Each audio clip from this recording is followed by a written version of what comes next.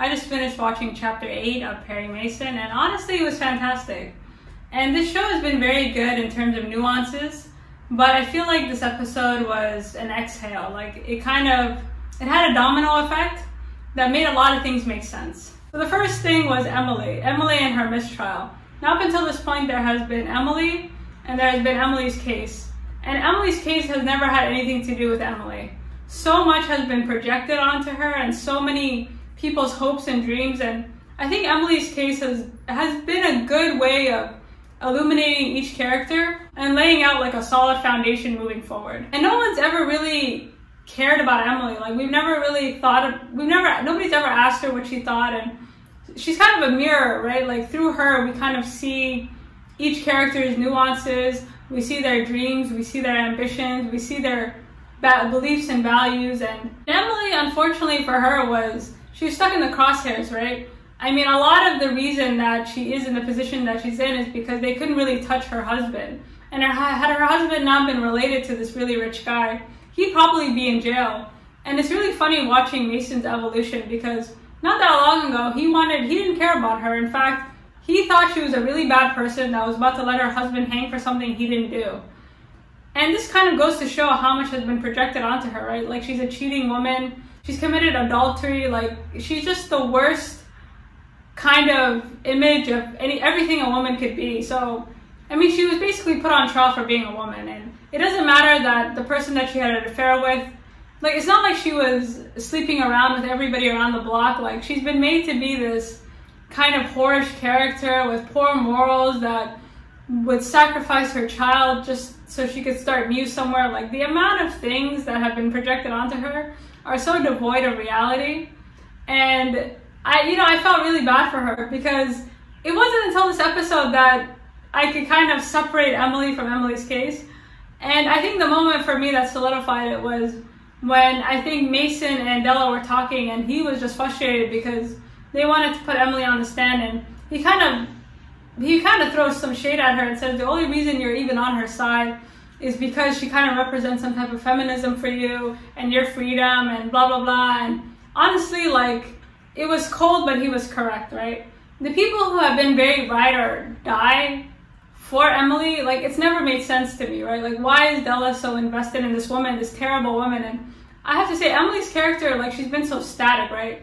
And the reason she's been static up until this point is because nobody's ever asked her what she thought. Like, nobody cares what she thinks about her own case.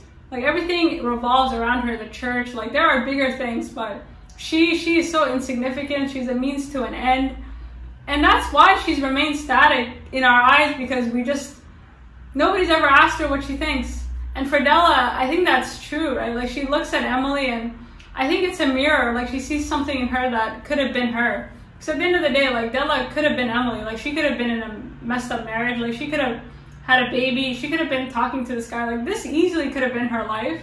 And I think so much of her ambitions was projected onto her, because every time Della talks about Emily, she always says, look, you men never listen. Like, and Della has had to really fight to carve out this space, and she's kind of figured out her own way to be herself, and she kind of wants that for everybody. But unfortunately, like, not everybody is that strong. Like, Della's a very strong person, but I think sometimes she kind of fails to see that not everybody's like you, and I think she's really taken it upon herself to protect those who can't be protected. But in doing so, she projected a lot onto Emily that just isn't really there, right? Like so many of our hopes and dreams again, they're devoid of reality, and you see everybody's true colors, because after the mistrial, you see Barnes, and they're doing kind of this, like, they're doing this kind of media, I guess, interviews, and one reporter tells them, like, now that you've lost the trial, how do you feel? And up until this point, like, this guy has been very composed and very controlled, and Barnes is a very calculated dude, and we haven't really seen him blow up on anyone, and he's been very, like, again, he's been very static, and he kind of goes, well, I can still run for mayor, and I can still do this and that. And this was very telling, because when we've seen the behind the scenes of this case, and it's never been about her, right? Like, people just needed someone to hang for this, and the politics behind it, the sort of backroom deals, the things that have been going on behind the scenes in terms of, like, suppressing evidence and, you know, manipulating the media. Like, this has all been an attempt to win. This hasn't really been an attempt to figure out who's really guilty. And in Barnes kind of flipping out, you can kind of see that he never cared, right? Like, his true colors come out. He's an ambitious guy. He doesn't care about justice. He doesn't care about anything. He just cares about himself. And this case, unfortunately, was the difference between him staying where he is or moving up in the world. And sadly for him, his ability to do so has been compromised quite a bit. So in his downfall, like, somebody else rises. And Emily's case has always been about winning or losing, right? It's never really been about her. And it's been either about some sort of greater good or some sort of greater evil. And watching her and her mistrial, like, I thought her mistrial was so appropriate in terms of just giving us closure into why it is she's been so unlikable this whole time. And it's less about her and more about the people around her. And her sort of journey can be paralleled with Alice. And Alice is a character that nobody's really understood. Like, we keep waiting for that aha moment with her. Like, what is your purpose? Like, what is your reason? And this episode made a lot more sense to me. So we find Alice working at a diner. Last we saw, she ran away. And when you contrast her new appearance, like, up until this point, she's been very put together. She's had her blonde wig, like, she's had her outfit, like, her makeup, like, she's a very intimidating figure. And I think her purpose is just to put a face to the name, right? Like, she represents the church and all the sort of hopes and dreams that have kind of made the church the financial success story that it's been. And in Emily running away, I think she finally realized that she actually bought into her own propaganda. And she wasn't actually aware of this propaganda, right? She believed that she was a priestess, and I think she really believed that she could have resurrected this baby. But towards the end of these episodes, like, you see that it's kind of dawning on her that a lot of this is propaganda. And the same way that all these people have been wrapped up in the church, like, she's been wrapped up in the same way.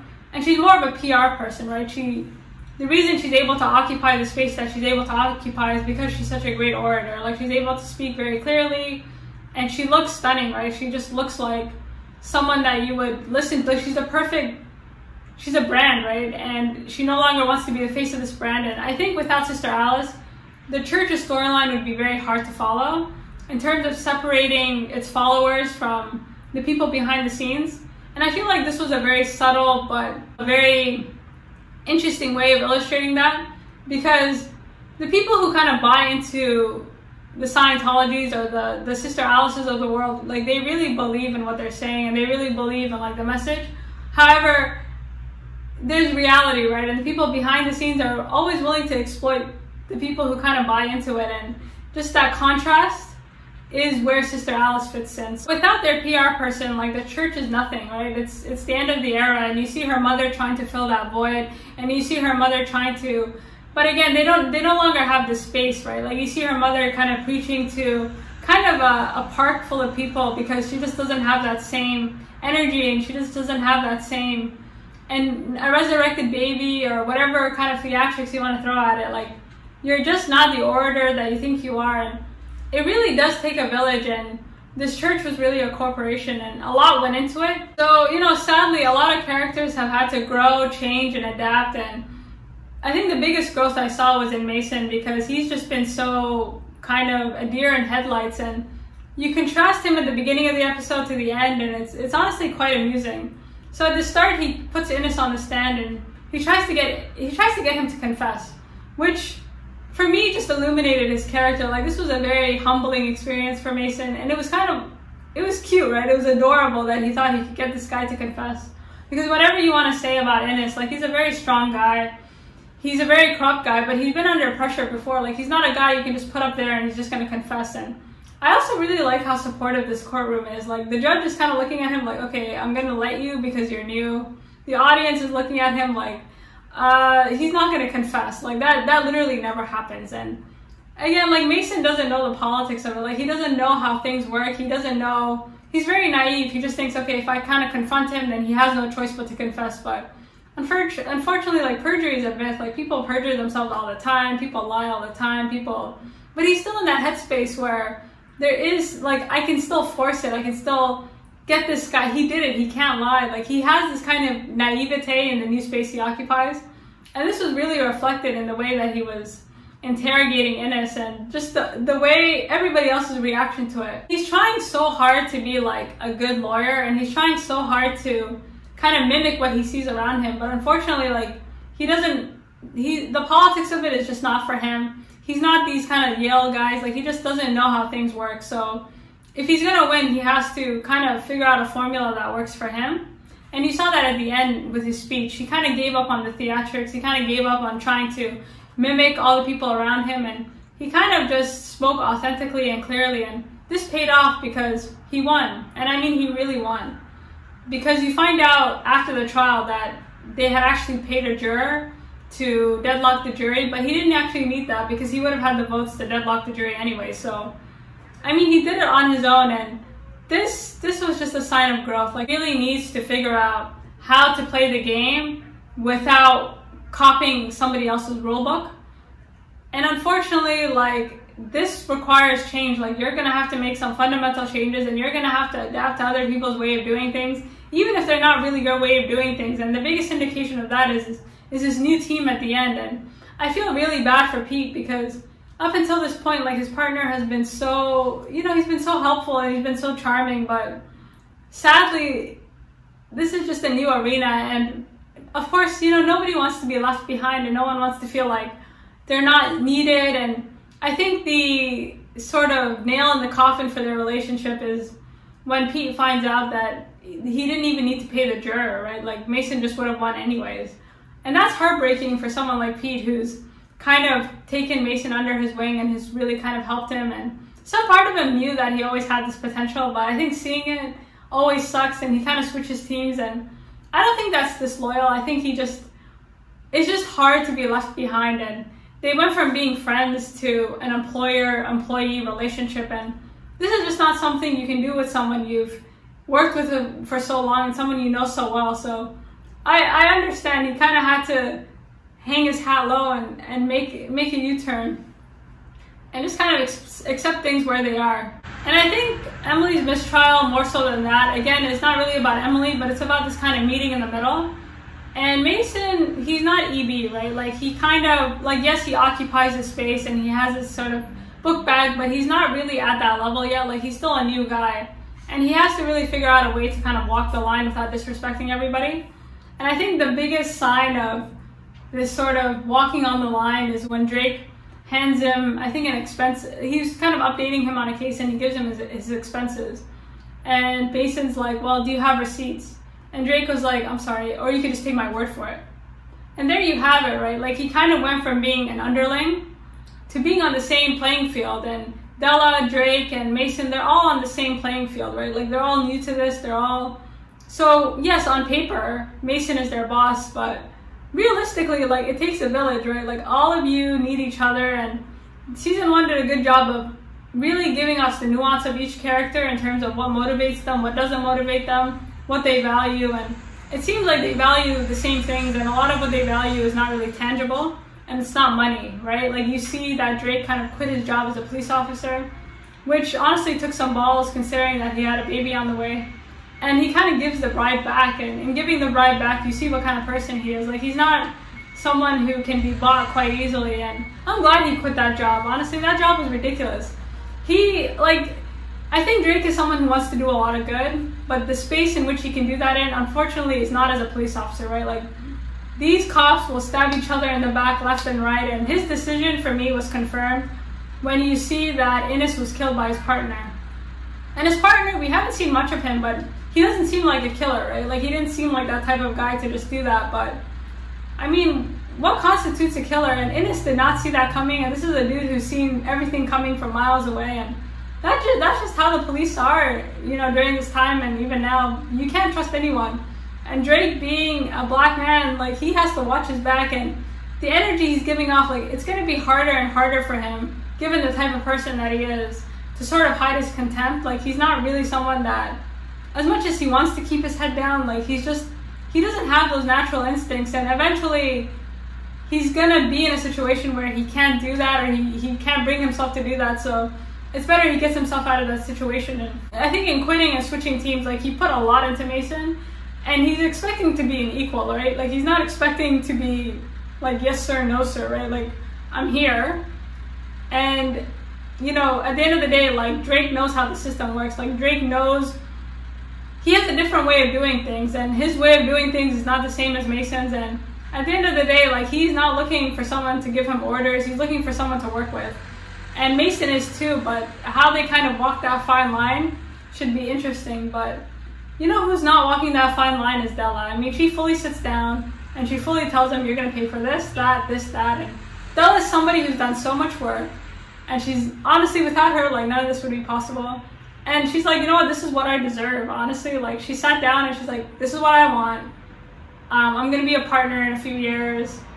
There's nothing you can say because I know you ain't nothing without me. And, you know, Della is just on her shit, and she just leaves, and her energy level is, you know, again, she's in that space where she can't really move up as much as she wants, right? She has to work twice as hard to get half of what they have, right? Like, Mason is there because of all the work everybody's done, and Della, like, she doesn't have that backing, right? She's the person who's always backing somebody, so it's really, she's asking for to be backed for once, and she really just laid it out, and honestly, it's what she deserves. Overall, I thought it was very good. I think season 1 was very dense. There was a lot of information. They even set up season 2 for us, and whoever this lady is, like, they gave us a brief insight into what this new case would be. But whoever this lady is 100 times more interesting than Emily. So I have high hopes. And I think now that we're done introducing characters and laying down a solid foundation and doing kind of all this, I think the show is very ambitious because they kind of want to link all the seasons. Because I really didn't know how they would do it. I'm like, would we just get rid of Emily and start new? But they're really kind of weaving in each season as we go along. And I think now that we're done building characters, it can be a little more entertaining, it can be lighter, and it can be a lot more dynamic, right? Because they've done a very good job in terms of investing us into each of these characters, which is really hard to do in 8 episodes. And for me, Drake, Ines, Della, like, every single character that's been put in front of us, even Ines' partner, has been so well written and so well executed, and the storyline really helped, like, illuminate each character even more. So now that we know who each person is and how they kind of operate in this space, now they can kind of really kick it off, I feel like. Now that it's getting more lawyery, I guess you could say, but overall it was good, you know, it was very solid, and, you know, the quality and the attention to detail, like, you could rewatch this whole season, and there are things that, honestly, like, I caught that I didn't see before. Like, if you rewatch these episodes, like, twice or 3 times, there's always something new, and I think that's just a testament to how much work went into this, and how much work will be going into this coming forward. So yeah, overall it was excellent. I enjoyed it, and let me know what you think, and until next time, peace from the Middle East.